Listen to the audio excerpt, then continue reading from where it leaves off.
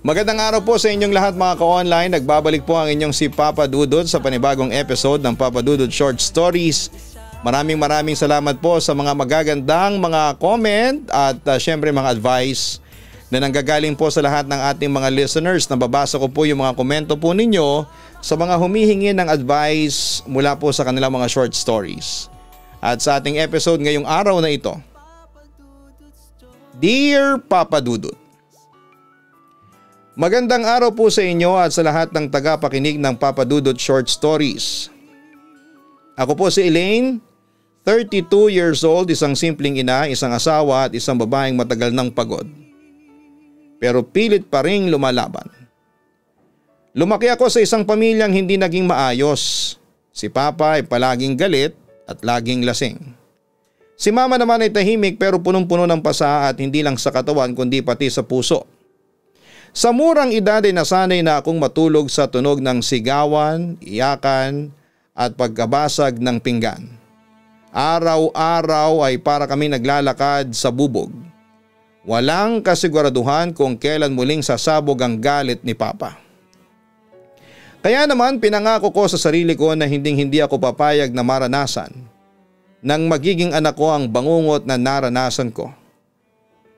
Ayokong maranasan niya ang gulo. Ayokong mawala ang tiwala niya sa konsepto ng pamilya tulad ng nangyari sa buhay ko. Kaya nang makilala ko si Marco ay naniwala akong siya na ang sagot sa aking dasal. Marespeto siya, masayahin, maalaga. Ibang-iba siya sa lalaking kinakatakutan ko buong pagkabata ko. Sa bawat kilos niya ay ramdam ko ang respeto at pag-aaruga. Kaya kahit takot pa ako sa ideya ng pag-aasawa, pinilit ko po siyang mahalin, Papa Dudut. Pinaglaban ko siya, pinakasalan ko siya. Hanggang sa dumating si Mira, ang aming anak, ang liwanag ng buong mundo ko. Akala ko ay yun na ang simula, Papa Dudut, ng masayang buhay na matagal kong hinihintay. Pero unti-unting nag-iba si Marco. Nagsimulang hindi umuwi at laging may dahilan, laging may paumanhin, hanggang sa dumating ang araw na hindi na dahilan ang natatanggap ko, kundi pruweba. May mga babae siya. Ibang mukha, iba-ibang pangalan. Pero iisang sakit ang dulot sa puso ko. Sinubukan kong kausapin siya, umiyak ako sa harapan niya at nagmakaawa. Nagtapat ng sakit. Pero anong sagot niya, Papa Dudut? Na ako raw ang problema. Ako raw ang dahilan. Ako raw ang kulang at sa bawat pagtanggi niya ay para kong bumalik sa pagkabata sa tuwing itinatanggi ni Papa ang pananakit niya kay Mama kahit kitang-kita namin. Pero sa kabila ng lahat ay pinili kong manahimik. Bakit? Dahil natatakot po ako. Natatakot akong masira ang pamilya namin. Natatakot akong masaktan si Mira. Kaya kahit alam kong niloloko na ako, kahit unti-unti na akong nawawala sa sarili kong pagkatao, ay nagtitiis ako, Papa Dudut. Pinipilit kong paniwalaan na para kay Mira ito. Para sa kanya, handa akong isakripisyo ang lahat. Hanggang isang gabi dumating si Marco ng lasing, amoy babae, amoy alak, amoy kasinungalingan. Nilapitan ko siya, hinarap ko ang sakit. Wala na ba talaga akong halaga sa iyo? Tanong ko. Ngumisi lamang siya. Ang drama mo naman? At doon ay pumutok ang lahat ng sakit na ilang taong kong tinikom. Sapat na, tama na. Hindi ako mananatili sa relasyong pinipilit ko lang. Hindi ako magpapakita sa anak natin ng huwad ng pagmamahal kung sa pananatili ko ay matututo lamang siyang tumahimik kahit sinasaktan. Mas pipiliin kong umalis. At sa gabing yon, ako ay umalis, Papa Dudut, at pinili kong lumaban. Papa Dudut, ngayon ay mag-isa kong binubuhay si Mira, hindi madali, maraming gabi pa rin akong umiiyak. Pero mas madalas na ngayon ang mga araw na buo kong nararamdaman ang katahimikan sa aking puso. Ang totoong pagmamahal at ang unti-unting pagbabalik ng pagkatao ko mula nang mahiwalay ako sa kanya. Sa mga katulad kong babae na dumadanas ng pangungulila at pagtataksil ay gusto ko lang kayong yakapin mula sa sulat kong ito. Hindi kayo mahina, hindi kayo talunan. Sa totoo lang kayo ang pinakamalakas dahil kahit sugatan, kaya nyo pa rin magtaguyod para sa inyong mga anak. Kayo pa rin ang bumabangon sa pang-araw-araw.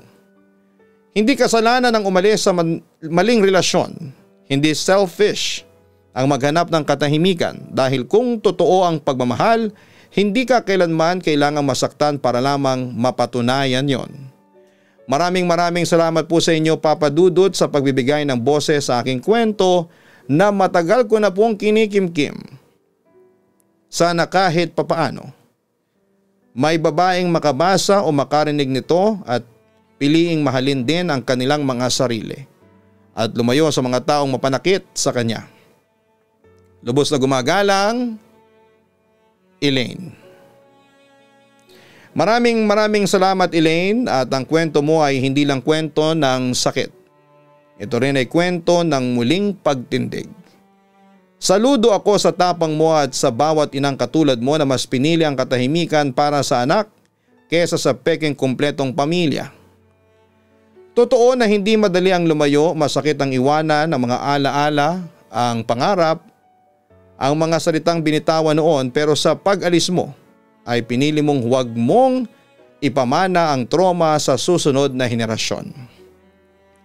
Pinili mong baguhin ang siklo. At yan ang tunay na pagmamahal. Ang kakayahang mag-decide para sa ikabubuti ng hindi lang sarili kundi ng iyong anak. Sa lahat ng mga tagapakinig lalo na sa mga kababaihan, walang masama sa pagmamahal. Pero kung ang pagmamahal ay nauuwi na po sa pananakit, panloloko at pagkawasak ng pagkatao, yan ay hindi na pag-ibig, yan po ay pagkalimot na sa iyong sarili. Walang anak na masaya sa relasyong puno ng pag-aaway at panloloko. Huwag ninyong hayaan na matutunan nila na magtiis sa sakit na dulot ng sirang pamilya. Ipakita ninyong pwede tayong pumili ng mas mabuti at ng mas mapayapa. Elaine, maraming salamat sa paalala mong ito. Sa Papa Dudut Short Stories, hindi lang tayo nakikinig, tayo natututo, lumalaban at muling bumabangon.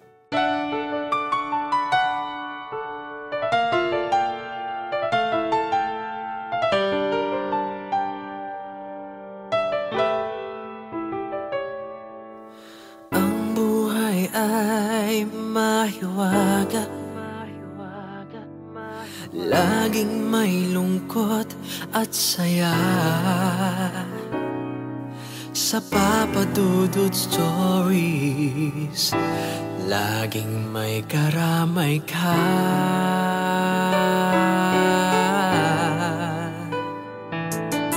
Mga problemang kay bigat, dito ay pakikinggan ka. Sa Papa Dudut Stories, kami ay iyong kasama. Dito sa Papa Dudut Stories, ikaw ay hindi nag-iisa.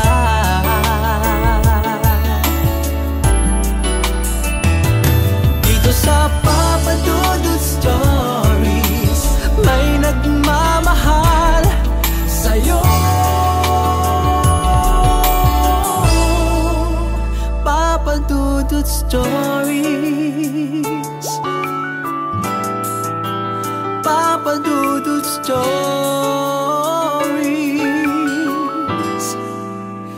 Papa Dudut Stories.